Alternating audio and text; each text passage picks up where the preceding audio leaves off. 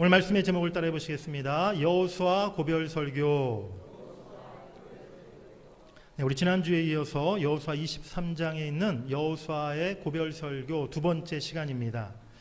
여호수아가 마지막 죽기 직전에 자신의 평생의 경험과 또 신앙의 여러 가지 체험들을 바탕으로 이제 이스라엘 백성들에게 귀한 교훈의 말씀을 남겼어요. 그것을 여호수아 고별 설교라 이렇게 이름 붙였습니다. 먼저는 가나안 땅에서 이제 하나님이 주신 새 사명이 있음을 그들에게 설교하였어요. 하나님의 백성으로서의 거룩함을 지키고 가나안 땅에 하나님의 빛이 비추이도록 하는 것, 즉 하나님이 다스리시는 땅으로 만들어가는 것, 그 사명을 감당하라라고 여호수아는 이스라엘 백성들에게 명하였습니다. 이제 여호수아는 이어서 이스라엘이 가나안 땅에서 하나님이 주시는 복을 누리며 살기 위한 조건이 무엇인지를 말씀하고 있어요. 오늘 우리 교회 설립 50주년을 기념하면서 우리가 여러 가지 행사를 준비했어요. 또 오늘은 우리가 기도해왔던 우리의 태신자들, 전도 사역자들을 초청하는 날이기도 합니다. 사랑하는 여러분들, 우리 하나님은요 언제나 하나님의 자녀들인 우리들에게 복을 주시기를 원하시는 분이심을 여러분들이 믿으시길 바랍니다. 하나님은 영원한 하나님 나라에서도 또 이 땅에서도 우리들이 복된 삶을 누리며 살아가기를 원하신다는 거예요. 사랑하는 여러분들, 여러분들이 예수 믿고 특별히 우리 동문교회에서 지난 50년 신앙생활 하시면서 하나님께 많은 복을 받으셨습니까? 네, 왜 아멘을 안 하십니까? 네, 많은 복을 받으셨죠? 네, 우리가 하나님 앞에 지난 50년간 많은 은혜와 복을 이미 받은 줄 믿습니다. 그런데 어떤 분들은 또 그런 속으로 생각하실지도 모르겠어요. 목사님 아닌 것 같아요. 정말 제 인생은요 지금까지 지지리도 복이 없는 그런 삶을 고달프기만 한 인생을 살아온 것 같아요 라고 생각하시는 분들이 계실지 모르겠습니다. 오늘 주시는 말씀을 통해서 이제 우리 모두의 남은 인생이, 또 무엇보다 이제 우리 자녀들의 인생이 하나님이 주시는 복을 누리는 복된 삶을 살아갈 수 있기를 간절히 원합니다. 오늘 말씀에 바로 복된 삶의 조건 세 가지를 우리에게 교훈하고 있어요. 우리 첫 번째로 따라해 보시겠습니다. 우로나 좌로나 치우치지 말라. 우리 첫 번째, 오늘 여호수아와 하나님께서 우리에게 주시는 복된 삶의 조건, 우로나 좌로나 치우치지 말라는 말씀이에요.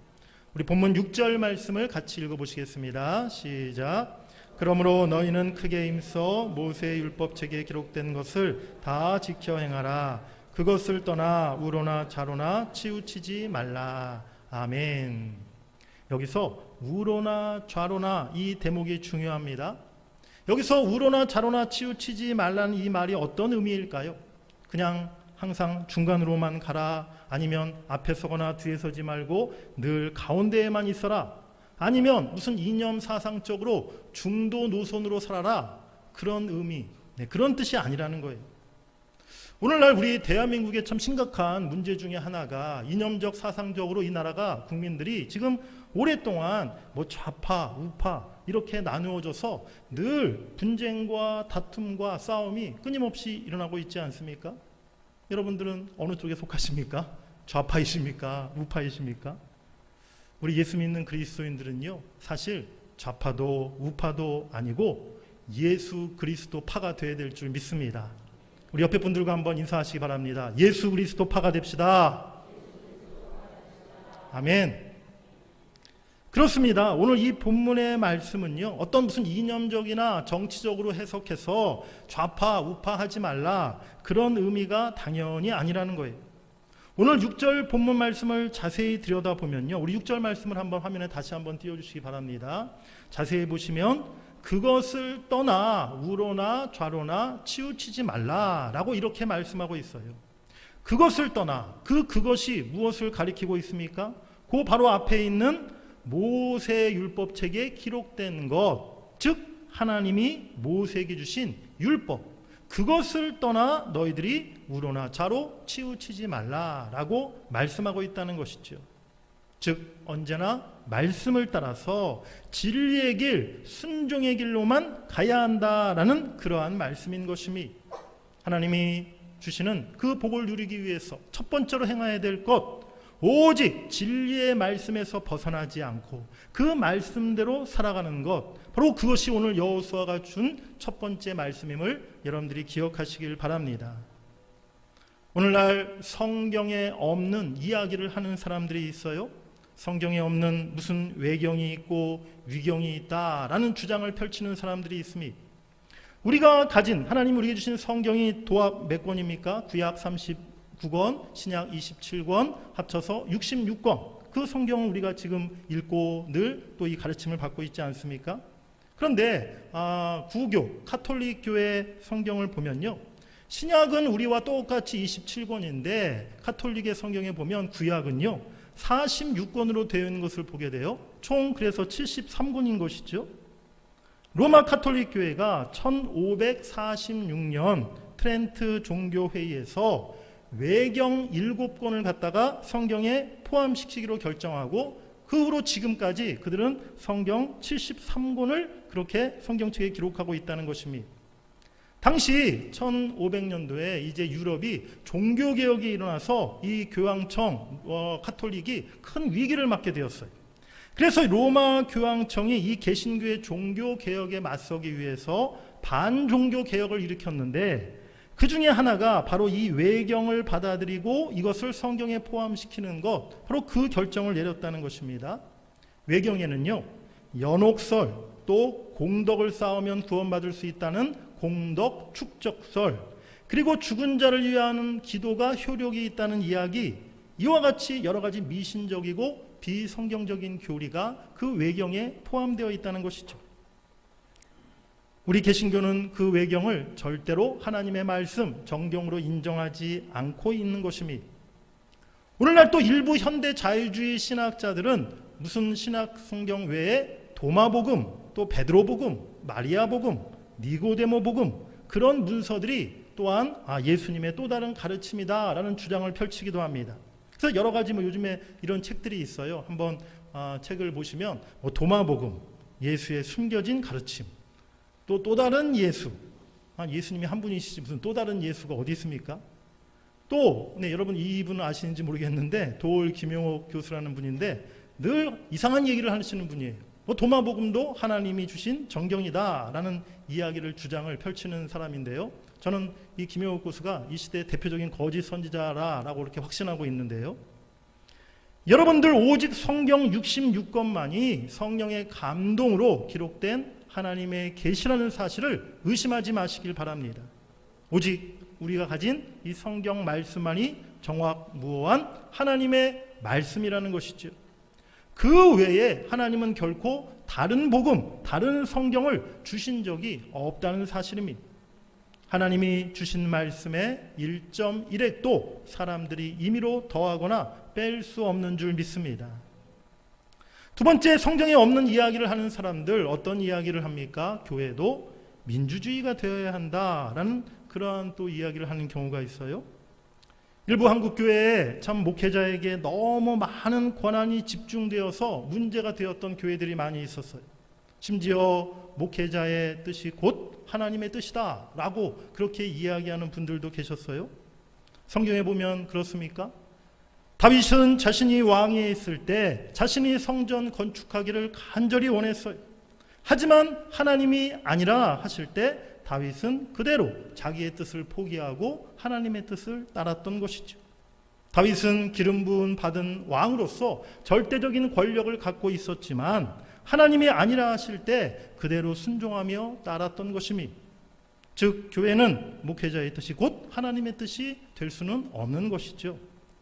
반면에 또 민주주의 국가의 주권이 국민에게 있는 것처럼 교회의 주권도 성도들에게 있는 것이 아니냐, 성도들의 의사대로 또 다수가 원하는 대로 교회가 모든 결정을 이루어야 되는 것이 아니냐라는 또 주장을 하기도 합니다. 그야말로 교회도 민주주의가 되어야 한다는 것이죠. 또 우리가 성경에서 한번 그 답을 찾아볼 필요가 있어요. 가나안 땅에서 12명의 정탐꾼을 보내었을 때 12명의 정탐꾼이 어떠한 보고를 했습니까? 다수결로 10명은요 아니다, 우리는 가나안 땅에 도저히 들어갈 수가 없다, 그런 믿음 없는 보고를 했어요. 그래서 결국 그 다수결에 따라 이스라엘 백성들이 가나안 땅에 들어가기를 포기하지 않았습니까? 빌라도 총독이 예수님과 강도, 바라바 둘 중에 하나를 풀어주겠다라고 얘기했을 때 거기에 모인 모든 예루살렘 군중들이요 다수결로 바라바를 풀어줍시다 라고 주장해서 그대로 바라바가 풀려나게 되었어요. 다수결이 곧 하나님의 뜻이다 라고 우리가 그렇게 말할 수가 없는 것입니다. 교회의 주권은요 목사에게도 아니고 당회도 아니고 성도들에게도 아닙니다. 교회의 주권자는 오직 하나님이심을 여러분들이 꼭 기억하시기 바랍니다. 그래서 교회는 무슨 독재도 아니요 민주주의도 아니요 오직 신본주의 하나님 제일주의가 되어야 하는 것입니다.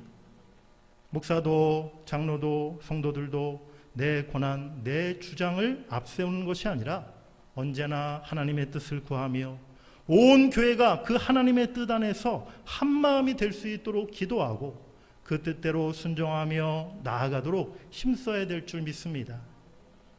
저는 앞으로 목회하면서 교회가 중요한 정말 결정을 내려야 할 때가 있지 않겠습니까? 그때 저는 지금부터 그렇게 생각하고 있어요.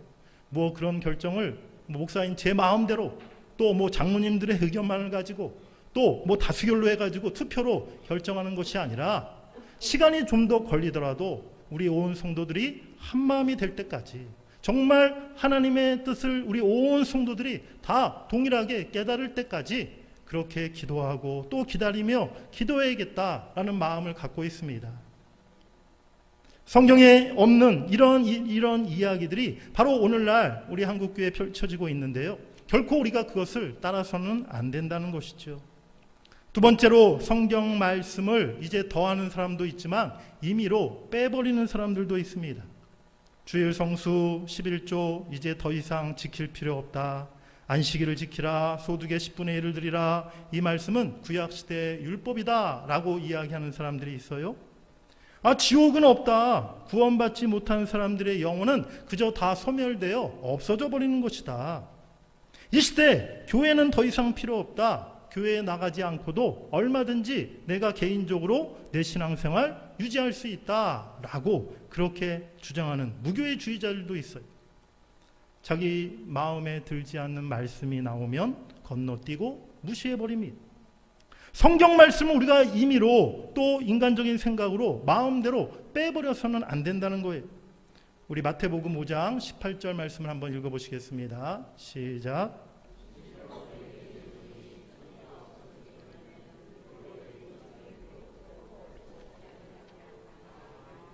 아멘. 우리 이어서 계시록 22장 18, 19절 말씀도 읽으시겠습니다. 내가 이 두루마리의 예언의 말씀을 듣는 모든 사람에게 증언하노니 만일 누구든지 이것들 외에 더하면 하나님이 이 두루마리에 기록된 재앙들을 그에게 더하실 것이요 만일 누구든지 이 두루마리의 예언의 말씀에서 제하여 버리면 하나님이 이 두루마리에 기록된 생명나무와 및 거룩한 성의 참여함을 제하여 버리시리라. 아멘. 우로나 자로나 치우치지 말라. 이 말씀은요 하나님이 우리에게 주신 말씀에 더하지도 빼지도 임의대로 바꾸지도 말라라는 그러한 명령인 것입니다. 이것이 하나님의 백성이 복된 삶을 살아가는 첫 번째 조건임을 여러분들이 기억하시길 바랍니다. 이제 우리 모두가 하나님이 주신 말씀 그대로 순종하며 행하는 삶을 살아가기를 원합니다. 그리하여 하나님이 우리에게 예비하신 복된 삶을 누릴 수 있는 여러분들 다 되시기를 주의 이름으로 간절히 축복합니다. 복된 삶의 조건 두 번째입니다. 따라해 보시겠습니다. 가나안의 우상신들을 섬기지 말라. 우리 본문 7절을 읽어보시겠습니다. 너희 중에 남아있는 이 민족들 중에 들어가지 말라. 그들의 신들의 이름을 부르지 말라. 그것들을 가리켜 맹세하지 말라. 또 그것을 섬겨서 그것들에게 절하지 말라. 아멘. 오늘 본문 7절을 히브리 원문 성경을 보니까 5가지의 금지의 명령으로 되어 있음을 볼 수가 있어요. 가지 말라, 부르지 말라, 맹세하지 말라, 섬기지 말라, 또 절하지 말라. 어떤 이유, 어떤 목적, 어떤 방법으로도 결코 가나안의 우상 문화와 교류하거나 또 그것을 가까이 하지 말라, 단호히 그것을 끊어버리라 라는 그러한 명령인 것입니다. 그런데 시간이 흘러 지나서 가나안 땅에서 이스라엘은요, 이 하나님의 명령대로 살아가지를 못했어요. 그들은 한편으로는 여호와 하나님을 섬기면서 다른 한편으로는 바알과 아세라를 섬기는 혼합주의 신앙으로 그들이 빠지고 말았던 것입니다. 우리 신앙생활에서 이 혼합주의가요, 굉장히 사실은 우리에게 편하고 유리해 보일 때가 많아요. 그야말로 세상 표현으로 꼭 먹고 알 먹고 도랑치고 가재 잡고 마당 쓸고 동전 줍고 그런 식인 것이죠. 이스라엘은 겉으로 형식적으로는 하나님의 성막에서 여호와 하나님을 섬기면서 속으로는 물질적인 풍요를 가져다 준다는 그 가나안의 바알과 아세라를 그들이 섬기고 있었던 것입니다. 오늘 우리들도 이 같은 혼합주의 신앙을 우리가 철저히 경계해야 될 줄 믿습니다. 하나님을 섬긴다 하지만 실상 살아가는 우리의 삶의 모습이, 우리의 내면의 속마음이 정말 이 시대 세상 풍조를 지금 따라가고 있지는 않습니까? 세상 가치관, 세상 방법을 그대로 따라 세상 유행을 쫓아 살아가는 것, 이것이 바로 혼합주의 신앙이라는 거예요. 물질주의, 성공주의, 또 기복주의, 이기주의, 쾌락주의, 이런 세속적인 가치관이 지금 우리 신앙과 삶에 너무나 많은 영향을 미치고 있다는 것이죠. 제가 좋아하는 음식 중에 비빔밥, 잡탕밥, 섞어찌개 이런 것이 있습니다. 부대찌개. 다 얼마나 맛있습니까? 이것저것 막 재료 넣어서 그냥 참기름 넣어가지고 나물 이렇게 비벼가지고 고추장 한 숟갈 탁 넣어서 먹으면 여름에 비빔밥 얼마나 맛있어요. 그런데 비빔밥, 잡탕밥, 섞어찌개는 먹는 것으로 그쳐야지 그런 것이 우리의 신앙의 모습이 되어서는 안 된다는 거예요. 우리 한번 옆에 분들과 이야기해 보시겠습니다. 비빔밥은 먹는 것입니다. 네. 우리 신앙이 비빔밥이 맛있다고 해서 우리 신앙도 비빔밥 신앙이 되어서는 안 된다는 것이죠. 우리의 신앙도 잡탕밥 신앙이 되어서는 안 된다는 것입니다. 정말 우리 기독교 신앙과 하나님이 가르쳐주신 말씀과 또 그러한 계명 플러스 세상의 온갖 가치관, 세상의 온갖 풍조 이런 것들이 막 뒤죽박죽 섞여서 그렇게 우리가 신앙생활을 해서는 안 된다는 얘기라는 것이죠. 우리 로마서 12장 2절 말씀 한번 읽어보시겠습니다. 너희는 이 세대를 본받지 말고 오직 마음을 새롭게 함으로 변화를 받아 하나님의 선하시고 기뻐하시고 온전하신 뜻이 무엇인지 분별하도록 하라. 아멘. 이 세대를 본받지 말라라고 성경은 말씀하고 있어요. 이 시대의 풍조를 또 이 시대의 가치관을 세상 사람들이 행하는 것들을 우리가 쫓아가는 것이 아니라 우리는 오직 온전하고 순결한 신앙을 지켜나가야 될 줄 믿습니다. 또 오늘날 우리 한국 교회에도 다원주의, 에큐메니칼이라는 사상이 들어와 있어요. 이 사상이 무엇입니까? 모든 종교를 다 인정하자는 거예요. 종교 간의 화합과 협력을 그렇게 이루어야 한다는 거예요. 얼마 전에 한 기독교 신문에서 설문조사를 했는데요.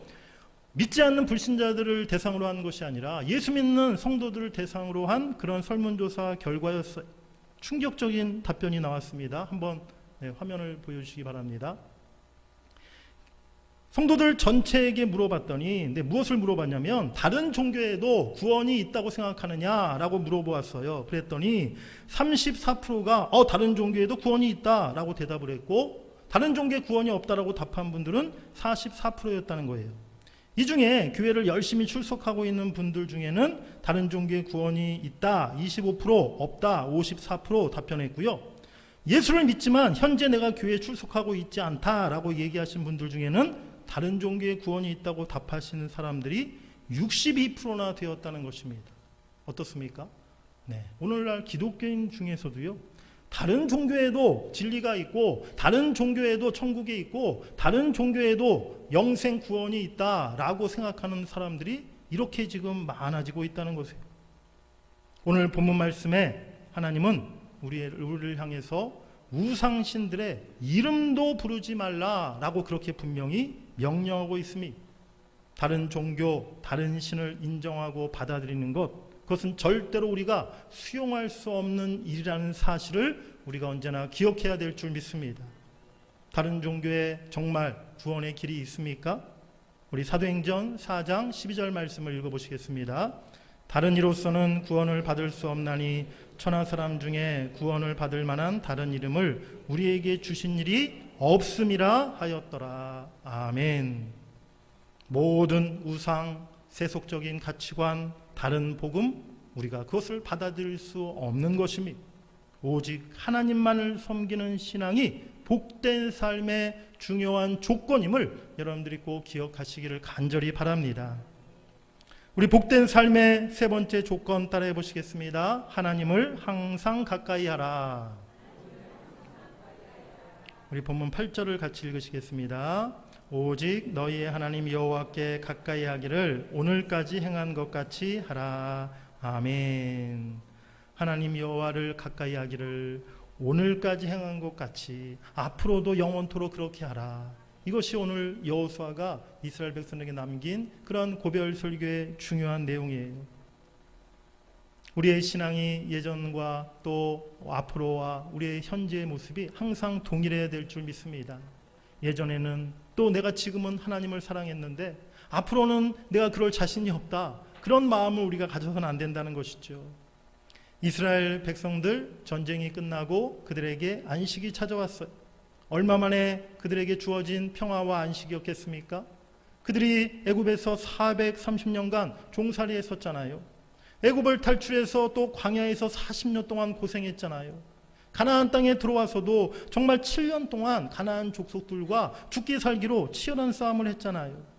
이제 그 길었던 고생의 시간이 끝나고 정말 꿈같은 안식이 그들에게 찾아왔던 것이죠.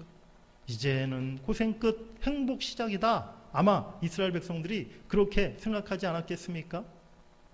그런데 사랑하는 여러분들, 우리 인간의 타락한 죄악된 본성은요, 우리 삶의 고난과 어려움이 사라지고 안정과 평안함이 찾아오게 되면요, 오히려 우리가 더 하나님을 경외하고 하나님을 잘 섬겨야 되는데 그렇지가 못하고 하나님을 찾지 않고 세상 즐거움과 쾌락을 쫓게 되고 하나님과 멀어지게 되는 그러한 경향이 사실은 많이 나타난다는 사실입니다.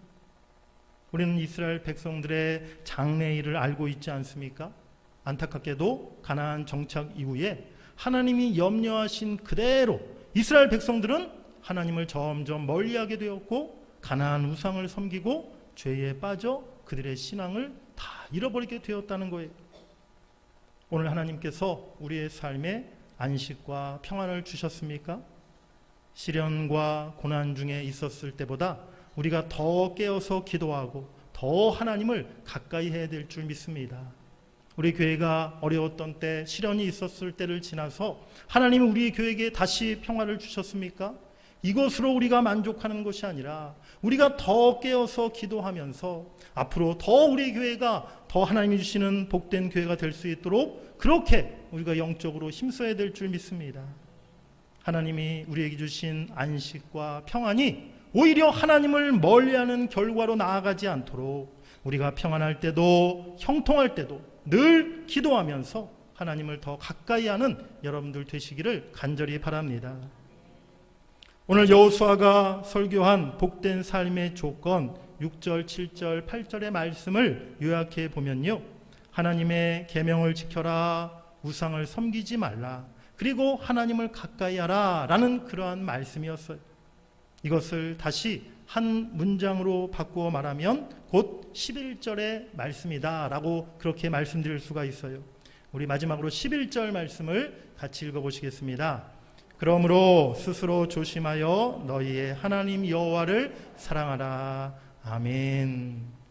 가나안 땅에 이제 너희들이 정착하고 가나안 땅에서 자녀들을 낳고 그렇게 가나안 땅에서 앞으로 영원토록 살아갈 텐데 너희들이 늘 스스로를 조심하며 너희들의 신앙을 늘 살피며 하나님의 말씀을 늘 기억하며 더욱더 하나님 여호와를 사랑하라 라고 오늘 결론적으로 말씀하고 있는 것입니다.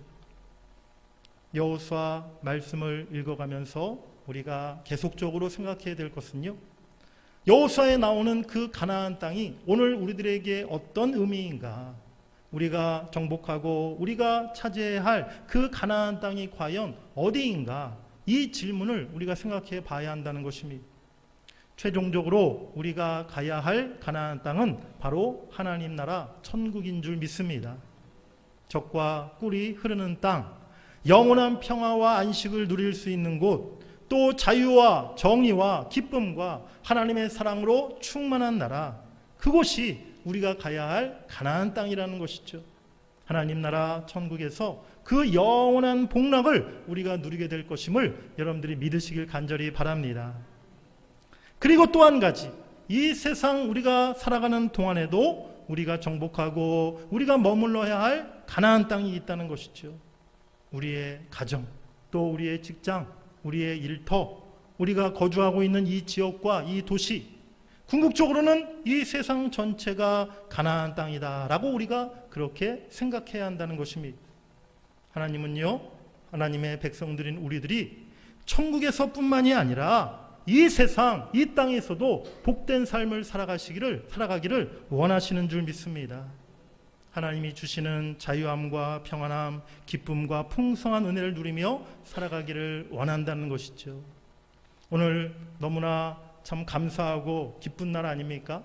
우리 교회가 설립 50주년을 맞이해서 하나님 앞에 지난 50년을 돌아보면서 감사하며 또 찬양으로 영광 돌리며 또 우리 동문회 또 지난 온 가족들이 함께 모여서 그 은혜를 나누는 너무 행복하고 기쁜 날이에요. 그런데 우리가 오늘 이 날에 정말 기도해야 될 것은, 하나님, 우리 동문교회가 이후에 50년도, 이후에 100년 동안에도, 아니 주님 오시는 그날까지 정말 하나님의 복받은 교회, 우리 교회를 통해 모든 성도들이 하나님께 복을 받을 수 있는 교회, 그런 교회 되게 해 주시옵소서. 우리가 그렇게 기도해야 될 줄 믿습니다. 그렇지 않습니까? 이 지역 모든 사람들이 볼 때, 야, 정말 동문교회 다니는 성도들은 다 하나님께 복을 받은 사람들이야. 얼마나 다들 이렇게 행복한지, 동문교회 나가면 다 하나님께 복을 받는구나. 야, 동문교회는 정말 하나님의 복을 흘려보내는 교회야. 동문교회를 통해서 우리 동네가 좋아지고 우리 지역이 좋아지고 우리 동네가 밝아지고 정말 저 동문교회는 하나님의 축복이 흘러넘치는 교회야. 그런 우리가 말을 들을 수 있어야 될 줄 믿습니다. 그 방법, 그 조건이 무엇입니까? 오늘 자로나 우로나 치우치지 말고 말씀을 쫓아 행하라는 거예요. 세상 풍조, 헛된 우상 따르지 말고 하나님만을 온전히 섬기라는 것이니, 하나님을 결코 멀리하지 말고 더욱 가까이 하라는 그러한 말씀인 줄 믿습니다.